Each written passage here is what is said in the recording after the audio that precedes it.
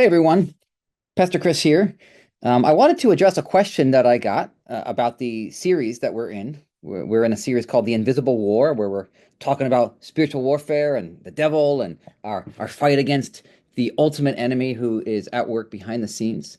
Um, I am going to maybe address a question every week if I get them coming in, because if one person asks it, that might mean that other people are wondering it.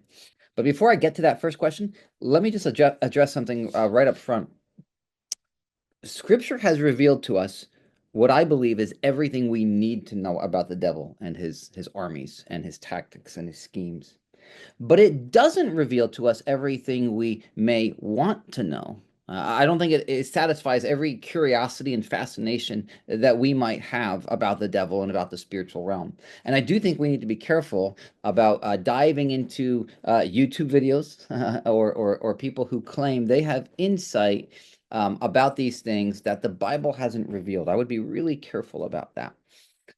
So that said, the question that came in, the person said, "Does Satan put thoughts in our head? I don't believe that he is omniscient, so how would he even know what we are thinking?" That's what the person emailed me. Does Satan put thoughts in our head? I don't believe he's omniscient. That means all knowing. So how would he even know what we are thinking? So I would agree with this person that Satan is not omniscient. He is not all knowing.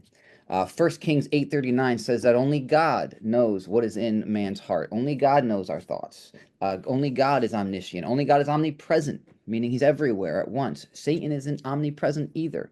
He's got an army of demonic beings, of angels and principalities who are working for him, but none of them, even together, are omniscient. They can't read our thoughts. They can't read our hearts. So then that begs the question, how do they or Satan put thoughts in our head? Does he? Can he? I believe he can. I don't believe he has to be omniscient or be able to read our thoughts in order to put thoughts in our head.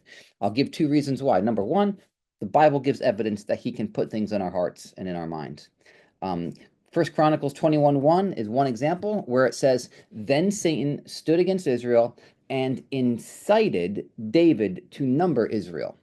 And that gets into a census that David wasn't supposed to take. But just focus on what it says. He incited David to number Israel. That's the NIV version. The ESV version also uses the word incite. The Message version, I think, says put it in David's heart.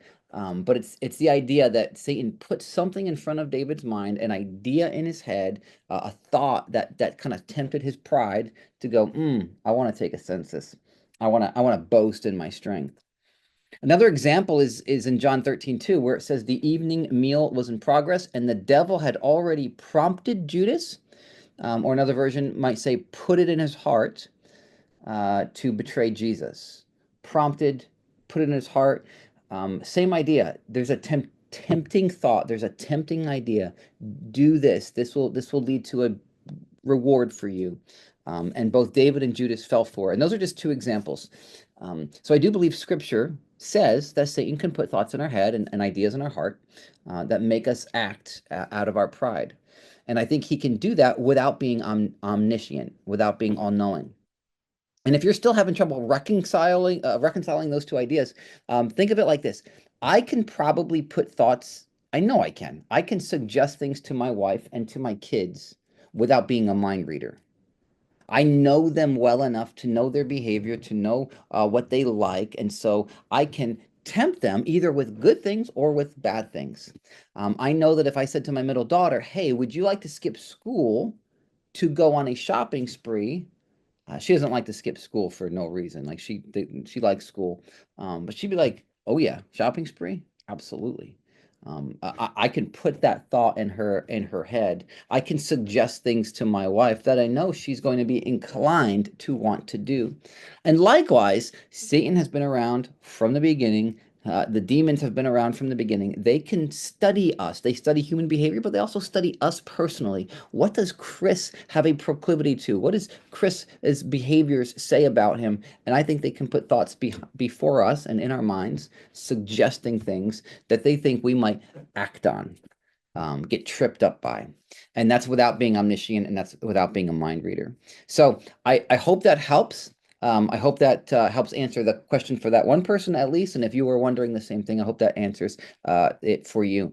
If there's any other questions, feel free to send them in. I'll try to address them either in the upcoming sermons or in upcoming blogs. Thanks so much.